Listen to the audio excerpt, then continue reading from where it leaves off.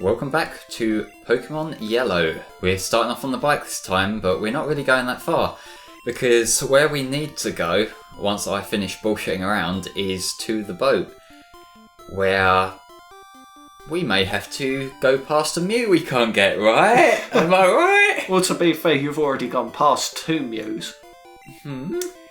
You've avoided the glitches in Cerulean City. Oh yeah, and that one where you can prompt it to encounter a Mew. There's an encounter in the gym, and there's the one that's past the 5 people on Nugget Bridge. Where does the one in the gym show up? It's the first trainer. You avoid them. Just before, because it all relies on using an Abra. Just before the little exclamation mark comes up above the person's head, you press start, use Abra, use teleport, and you go back to the gym. No, go back to the Pokemon Center. Huh. And it's also sort of reliant on the character that's on the bit that heads towards the cave. Oh, right. Because it's like when you start heading up, you end up heading up the bridge, and you'll notice that character is hovering over the water now. And when you hit the bridge, the start menu comes up. As soon as you exit the start menu, random encounter with Mew. Okay, that seems like one of the things that would be like a bullshit thing. Is that actually a thing that happens? It is a thing, I've done it. It's still in these updated versions. That's odd. All of the glitches are in this still. Yeah, well, you didn't expect them to actually fix Shenron, did you? But yeah, I've got 2 Mews. So, unfortunately, you cannot trade them. I suppose that's probably just a glitchy thing, isn't it? Yeah, because there's one thing that we haven't talked about with Pikachu here. Pikachu, you mentioned like trades, this was my workaround using a trade, but this Pikachu you cannot evolve him. Now, if you get a Thunderstone, it won't let you. But if you trade him to another game, then you can evolve him. Oh. Because the programmer only exists to stop the evolution in Yellow. Like, it's not attached to the Pokemon himself, it is just, like, in the game it says that this Pikachu cannot evolve. Which, like, I guess that's just because they want it to be like Ash's Pikachu, which makes sense, but still. It would have been nice to have the option to have a Raichu. In Sun and Moon, there's a special Pikachu you can get hold of. It's not available at the moment, but there's 6 variations of it, and they're all wearing Ash's hat. And they also have their own unique Z move. It's like a 100 million volt Thunderbolt. That is the most fucking ridiculous name they could have come up with, let's be honest there. But it's like, I assumed that perhaps you got it via Yellow, which would have made sense. Would have, like, even if that was like a kind of thing that, like, even if it's just through Pokemon Bank, or even if it's just the thing of like, if you've got a save file for it on your 3DS, it does like a sort of, Galaxy Mario Kart sort of thing where it just picks up that you got a save file and just, mystery gift thing shows up or something. That would have been a cool way to get it, I think. Yeah. Although saying that, I tend to just prefer playing Pokemon stuff via emulators now because you remember I said earlier that this game is quite archaic in comparison to more recent games. I don't mind playing more recent games legit because, you level up quickly, you haven't got to worry about that. Whereas for older games, if you want to grind, if you want to get ahead a bit, like maybe train up a new Pokemon on your team, you have to just grind the old way, send it out, draw it back, fight it a long way. And that's why when I play games on emulators now, I tend to use the speed up, which is a really useful tool if you're playing the game. And this is supposedly the battle where you kill his Raticate. Yeah, well, don't spoil it. I need the ad revenue from my creepypasta reading, okay? It's legit, guys. Although this kind of thing, it is the sort of thing that, like, there's this thin line between what is just fan wankery and what is stuff that they allude to themselves. Because, like, some people might just have heard me talking about, like, the Pokemon multiverse and think, well, that's just fan wankery. But, like, that's the sort of thing where they allude to it. And Game Freak have this I guess, genius way of never explicitly confirming. They just sort of all but confirm, Yeah. They haven't explicitly said there is a multiverse, but during the Delta episode, it's like so obviously pushed in your face that there is, but they don't explicitly say it. What if you destroy this other world? So there's different universes, maybe, but you've just said. You just said. You didn't say that exactly, did we? What is it? Like, you're putting words in our mouth. Yeah. it is the term that I'm really proud of myself for coming up with a few parts ago. It is basically the Schrodinger's rapture. That is exactly what's going on there.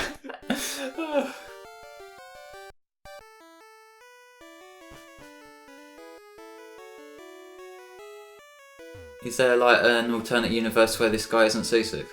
And you don't get the cut HM and you don't get to progress. Yeah, the guy's stuck here.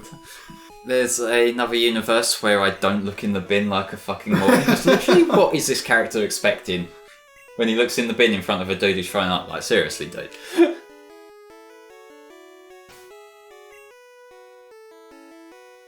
Looks in the bin, just finds the TM for Quash in there. One of the most useless moves ever. I think it just forces a Pokemon to move last. There's no purpose. Well, it's still more useful than the Splash.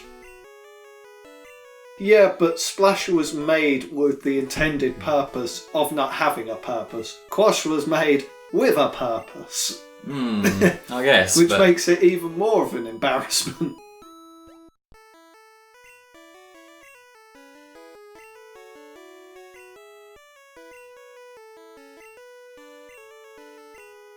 Also, Splash is really useful now.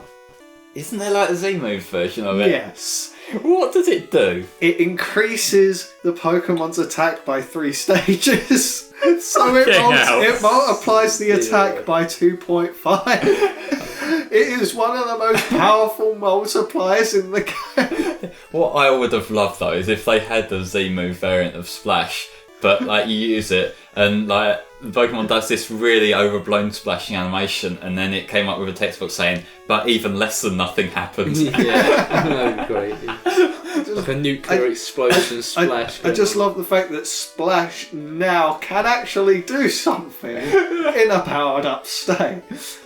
It's like, yes, it still comes up with it did nothing, but now my Pokemon's Dragon Claw or whatever, well, considering it's Gyarados, its Waterfall is now going to do 2.5 more damage. Can you give that to a Magikarp? Yeah. Cool. I've got to fucking do this. Splash, Z-move. Now you got a 2.5 multiplied tackle or flail. Oh god. I want to be one of them people who beats the league with a fucking Magikarp. Well, it's been done, I mean. Typically with a focus sash and flail. I mean, whatever works, I guess. Because Magikarp's really fast. How? It just is. It's really fast. It's got really high speed. That's kind of a shame. I wish it had made it like completely useless in everything, but... It's got really high speed, and its ability Swift Swim doubles its speed in the water. No, in rain. Why couldn't they have gave Magikarp like an ability that increases the power of Splash? Yeah. There's slightly more water got on the enemy. It has a slight chance of lowering the enemy's accuracy.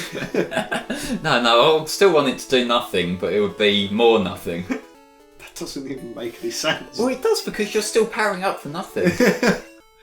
It would be like super effective nothing.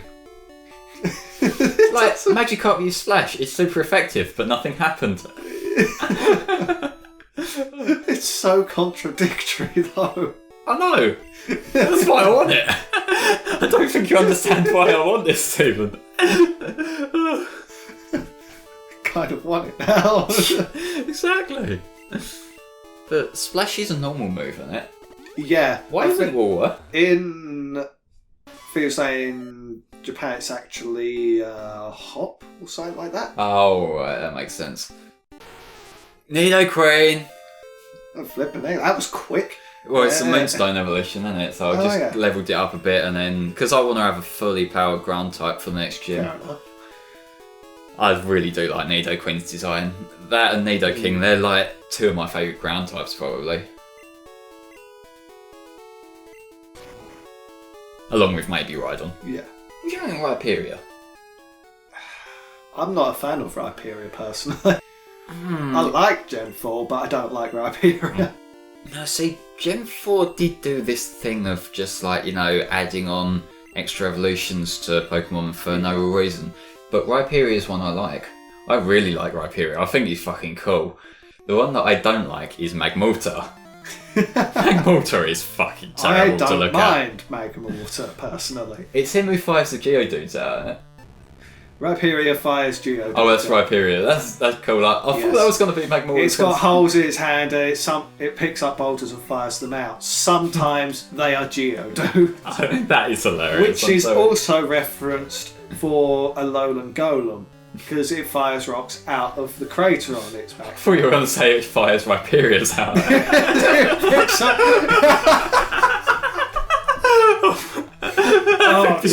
talk about revenge. It's like, oh yeah, you like picking up my children and firing them out. Suck my dick. Just picks up Rhyperior, rams it into his back, and just fires it at the enemy. Imagine like you just go flying in the air and then you see like the little Team Rocket Climber.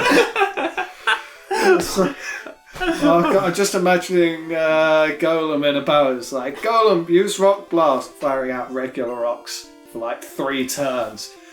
And then on the 4th turn, out shoots a Rhyperior out of the nothingness. Eventually you just start like using the drill just to break through shearing. Oh god, that was the thing.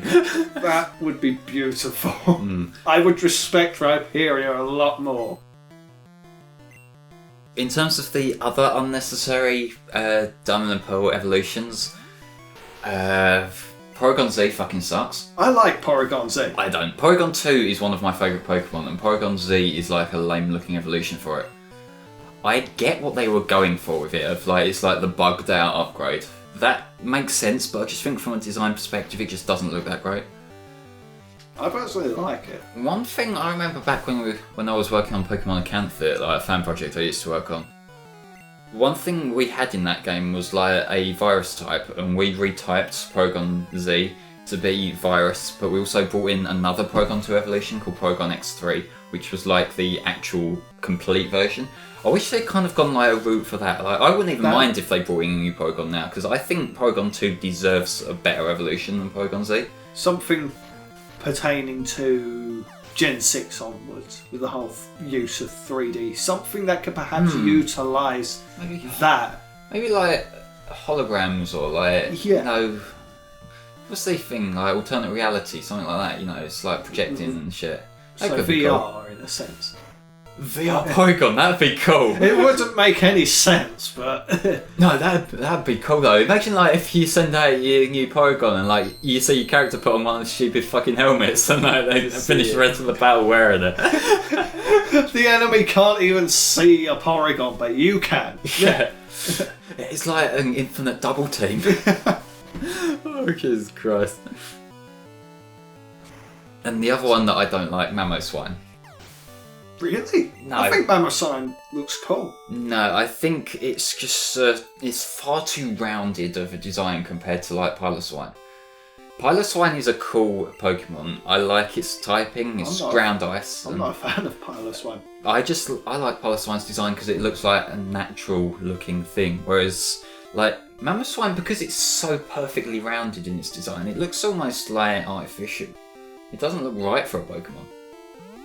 Looks fine to me. Yeah, well, you like Gen 4. Yeah, Gen 4 is good.